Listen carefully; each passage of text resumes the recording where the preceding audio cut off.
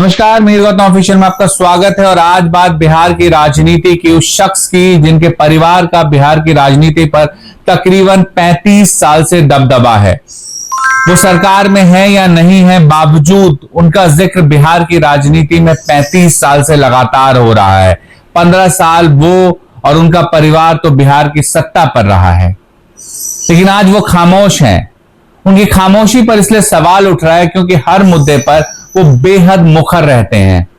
बात चाहे बीजेपी पर हमला करने की हो या फिर अपने धूल विरोधी नीतीश कुमार के खिलाफ बोलने की, लेकिन आज वो खामोश हैं।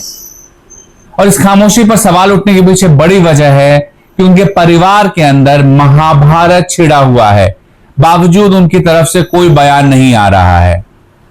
लालू प्रसाद यादव की हम बात कर रहे हैं। लालू प्रसाद यादव जो हैं, उनके 9 बच्चे हैं। खुद उनकी पत्नी राबड़ी देवी बिहार के मुख्यमंत्री रही हैं। बेटे तेजस्वी यादव डिप्टी सीएम रहे हैं। बड़े बेटे तेज प्रताप यादव मंत्री रहे हैं। बेटी मीसा भारती जो है अभी सांसद हैं, और दूसरी बेटी है रोहिणी आचार्य, जिन्होंने सारण से किस्मत आजमाया था, लेकिन लोकसभा चुनाव में उन्हें हार का सामना करना पड़ा। तो फिर आज क्यों यह चर्चा हो रही है लालू प्रसाद यादव के परिवार की? दरअसल लालू प्रसाद यादव के परिवार में सब कुछ सही नहीं चल रहा है, ऐसा देखकर लगता है।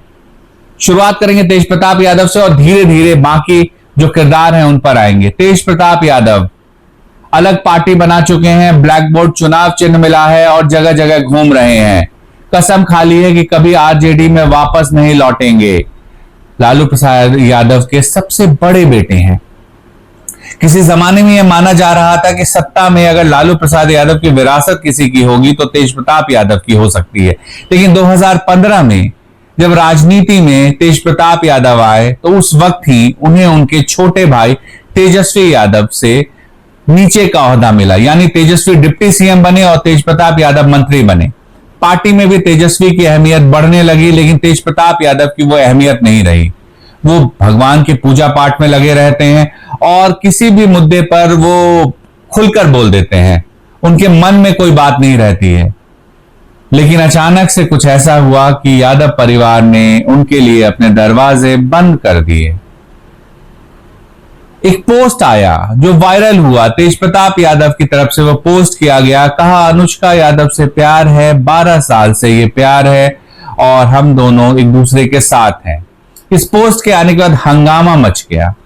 दरअसल तेज प्रताप यादव की पहले शादी हुई थी ऐश्वर्या राय से, लेकिन ऐश्वर्या रॉय से उनकी शादी जो है ज्यादा लंबी नहीं चली और उसके बाद दोनों अलग हो गए। तलाक का मुकदमा अभी चल रहा है।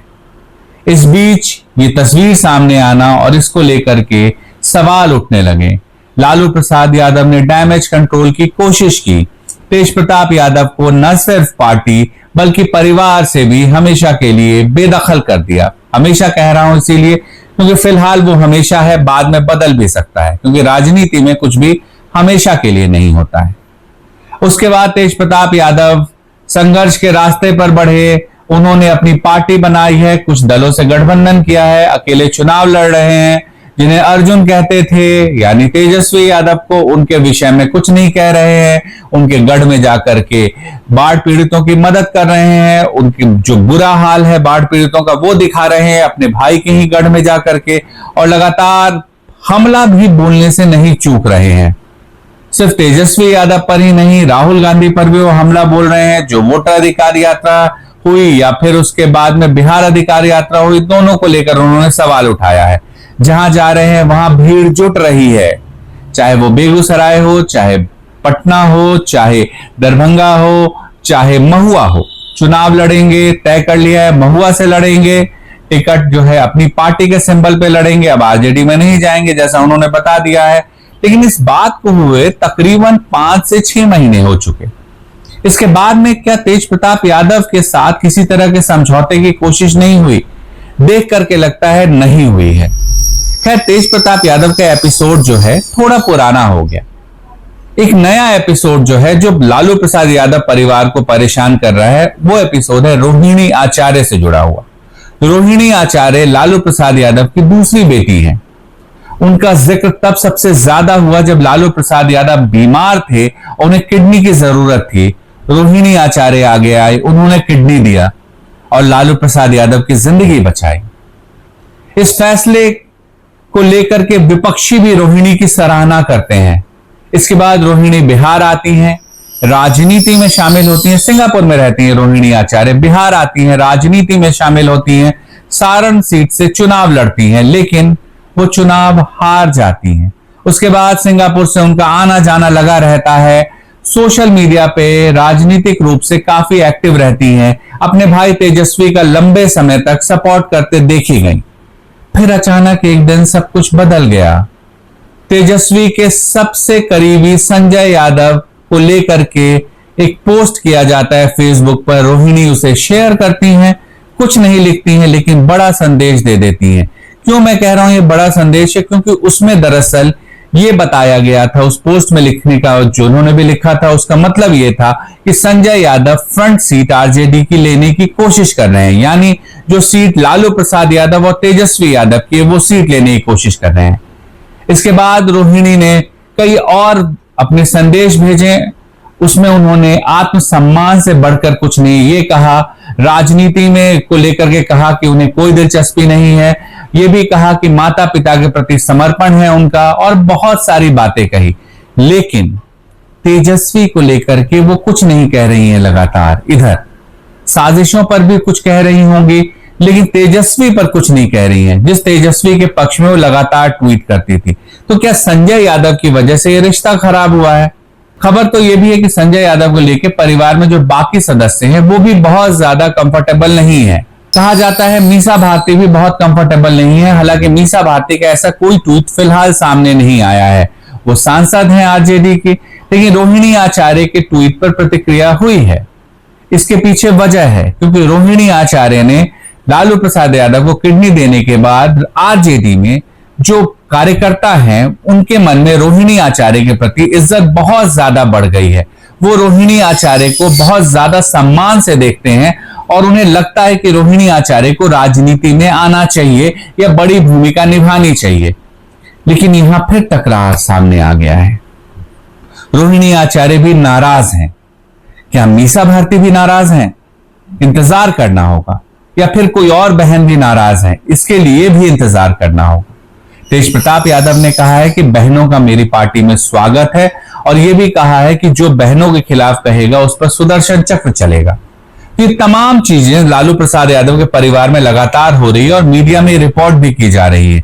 आप सोचिए, तेजस्वी यादव, इनकी भी बात कर लेते हैं और फिर बताएंगे आपको। तेजस्वी यादव लालू प्रसाद यादव के छोटे बेटे हैं, लेकिन राजनीति में उन्हें विरासत मिली। पार्टी का पूरा जो आधार है वो तेजस्वी के पास है और पार्टी उनके नेतृत्व में आगे बढ़ रही है। अब तेजस्वी यादव सीएम पद के उम्मीदवार हैं अपनी पार्टी की तरफ से, लेकिन उनकी बिहार अधिकार यात्रा चल रही थी। उसी दौरान रोहिणी आचार्य ने जो सोशल मीडिया पर शेयर किया उसके बाद बवाल मच गया, और उसके बाद बिहार अधिकार यात्रा से ज्यादा जिक्र लालू प्रसाद यादव के परिवार में छिड़े इस महाभारत पे होने लगा।